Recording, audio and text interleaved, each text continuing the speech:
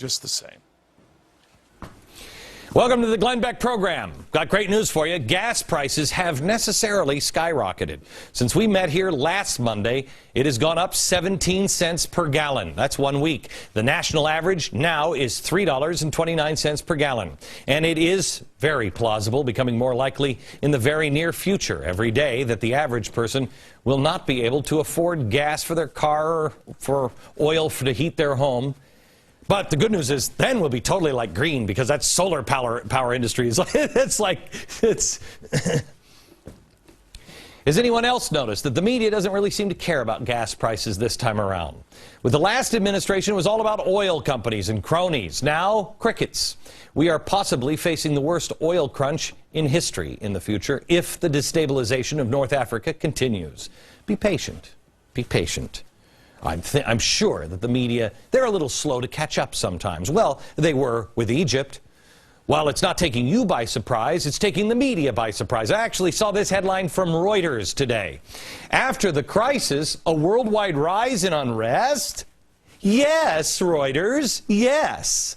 They talk about unrest not only in Tunisia and Egypt and Libya, but it's spreading to other places. Maybe even Saudi Arabia, China, and Europe. Boy, that's some pretty... If I only had a brain, huh? It sounds eerily similar to something else that we've seen before. Don't pay attention to that. We also all saw in Wisconsin and across the country this weekend that protests are now here in America as well. So the media has a little catching up to do, you know? But they're still missing the key ingredient that is stirring the pot. A common goal of ending the Western way of life. You and your neighbors must not miss what the media is. They're also missing, or not alarmed, at who is organizing all of these American dream rallies that happened over the weekend. Who did the unions go to be able to file permits to get the places to have these rallies? You will not believe it. We'll tell you in a minute. Come on.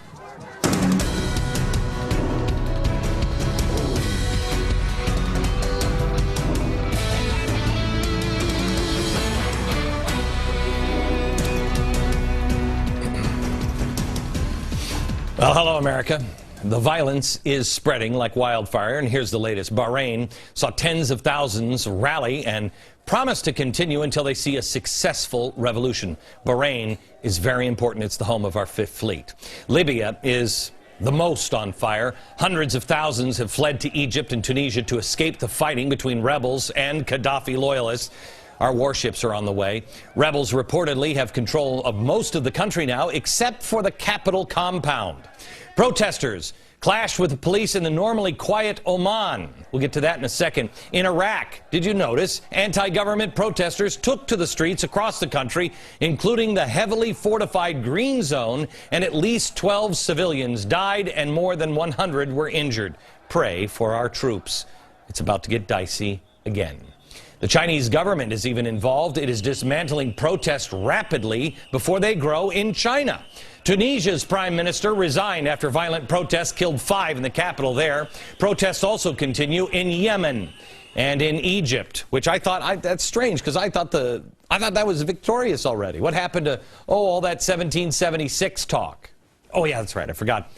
Unions are still on strike in Egypt. Also, Al-Qaeda's number 2 is calling for Egyptians and Saudis to continue protesting and demand an Islamic government. Protests, which are illegal in Saudi Arabia, are now scheduled for March 11th and March 20th. The protests are illegal there. It's not going to be good. If Saudi Arabia falls, it affects us a great deal. You have a lot more to worry about than just the price of gas. Experts have estimated that Saudi Arabia, if it were to collapse, oil will be over $200 a barrel. It's under $100 now. And $100 a barrel is $3.29 a gallon of gas. If you think that's bad, you ain't seen nothing yet. Wait till you see $10 and $11 a gallon gasoline. And if you think I'm crazy, London is already up to almost $10 a gallon. America, it is time that we grow up and we have an adult conversation and we take it out of politics and we start looking at the world around us. Let me ask you a question. How do you get to work with $6 a gallon gasoline? How much are you paying for groceries if the truckers are paying $6 a gallon? Do you think the economy can handle $6, $7, $8, $10 a gallon gasoline? And if so, how long? These are the questions that we should be asking, because our very way of life is at stake. The media should be asking these questions. I guarantee that any foe of the Western way of life or capitalism, oh, they have asked those questions. Think of it this way. Every quarter it goes up at the gas pump for you, that is an extra $3 billion out of America's pocket to whatever the new regime is in the Middle East. But it's more than just the price of oil. We were told by the media that the Egyptians were just tired of a brutal dictator, as they should have been. I can understand that, if that's all that it was. I told you it wasn't. Why are people setting cars on fire in the oil-rich Oman? It ain't about what was happening in Egypt. This is about something entirely different. It is about the end of the Western way of life. That is one common ingredient driving the protests. You saw it when Christine Anandpour interviewed Egyptians who said they hate her and hate Americans. You saw it with Anderson Cooper, who was assaulted, and Katie Couric actually had to leave. There is anger against the West and the Western way of life. They call us the Great Satan. And there is also a coordinated effort globally to end it, to end the free market. In the Middle East and all over the globe, people think capitalism is evil.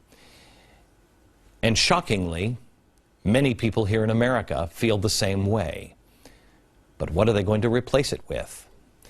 I told you on the first day of Egypt, first day when it started happening, I said the protests would become contagious and they would spread.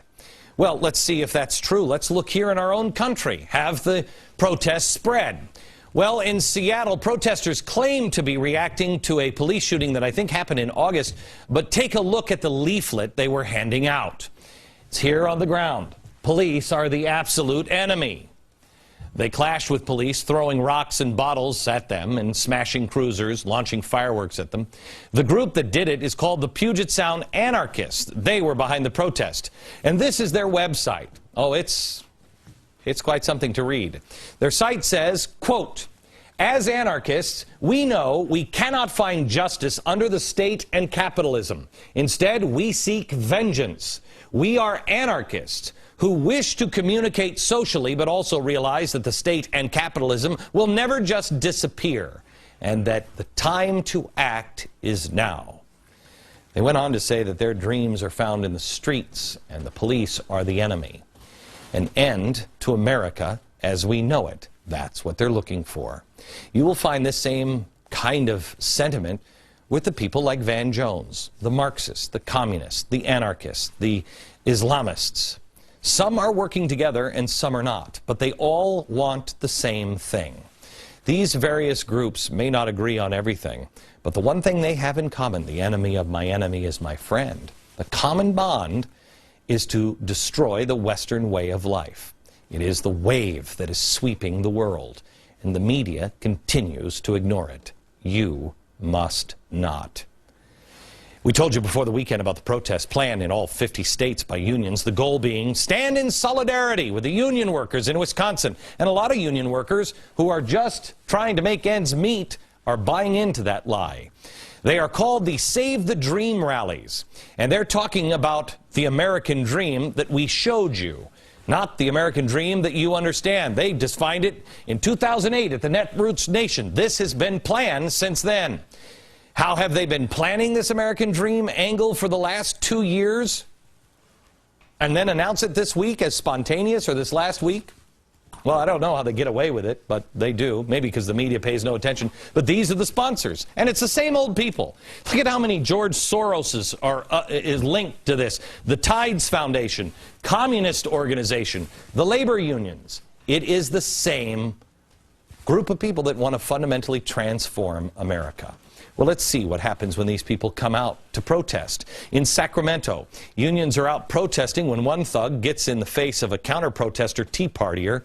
Be careful, Tea Partiers. He calls him a fascist, and then it gets violent. Watch. Fascist go! Fascist go!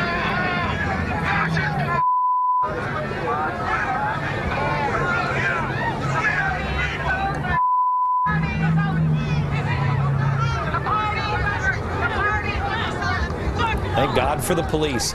In Atlanta, similar situation. Unions were out protesting. Some Tea Partiers show up for counter-protest. Again, watch yourself, Tea Partiers. Watch now as one pro-union thug heads into the Tea Party crowd and does this.